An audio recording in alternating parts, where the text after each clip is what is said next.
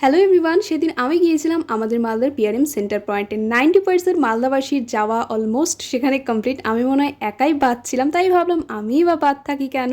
আর আমার পার্টনার ছিল আমার বাবা। কোথাও যাবো আর ছবি তুলবো না তা তো হতেই পারে না। বাবাকে বললাম তুমি একটা হিরোর মতো পোজ দাও, আমি ছবি তুলে দিচ্ছি। কয়েকটা ছবি তোলার পর সোজা চলে গিয়েছিলাম জুডিওতে।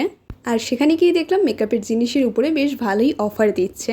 যে কাজলগুলো আমরা বাইরে থেকে 150-200 টাকা দিয়ে কিনি, সেখানে দেখলাম মাত্র 79 টাকায় পাওয়া যাচ্ছিল। শুধু এতটুকুই নয়, লিপস্টিক, সেন্ট, ক্ল্যাচার, গার্ডার প্রায় প্রত্যেকটা জিনিসের দামই কম ছিল। তাই আর দেরি না করে আমাদের রেগুলার বেসিসে যে মেকআপের প্রোডাক্টগুলো লাগে সেই কটা জিনিস আমি চটপট কিনে নিয়েছিলাম। তারপরে একটা চকলেটের স্টোর দেখে সোজা আমি সেখানে চলে গিয়েছিলাম। আর চকলেটের ভ্যারাইটিস দেখে আমি তো জাস্ট পাগল হয়ে গিয়েছিলাম, মনে হচ্ছিল প্রায় প্রত্যেকটা আমি কিনে ফেলি। এত সুন্দর সুন্দর ইউনিক চকলেট সেখানে ছিল যে আমি তো পুরো ফিদা হয়ে গিয়েছিলাম। সেখান থেকে বেছে বেছে আমি বেশ কয়েকটা নিত্য নতুন চকলেট নিয়ে এসেছিলাম বাড়িতে। আর সেই প্রত্যেকটা চকলেট কিন্তু মেড ইন জাপান ছিল। বাবা বললো এইসব আলতু ফালতু জিনিসগুলো কিনে পয়সা ধ্বংস না করে একটু খাবার খা, তাও যদি একটু স্বাস্থ্য হয়। আমি বাবাকে বললাম আমার পিছনে না লেগে তুমি কি খাবে সেটা বলো। বাবা বললো আমি তো রোল খাবো।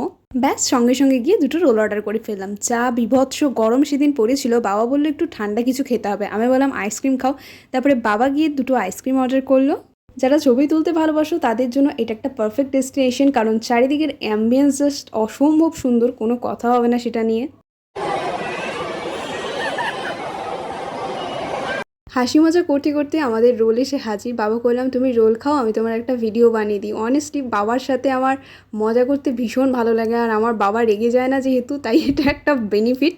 তখন হয়তো কোনো এমন একটা ইনসিডেন্ট হয়েছিল যার জন্য আমি নিজের হাসি কন্ট্রোল করতে পারছিলাম না। নিজেকে এত সিরিয়াস রাখার চেষ্টা করি, তবু আমার 32 পাটি দাঁতটা বেরিয়েই পড়ে।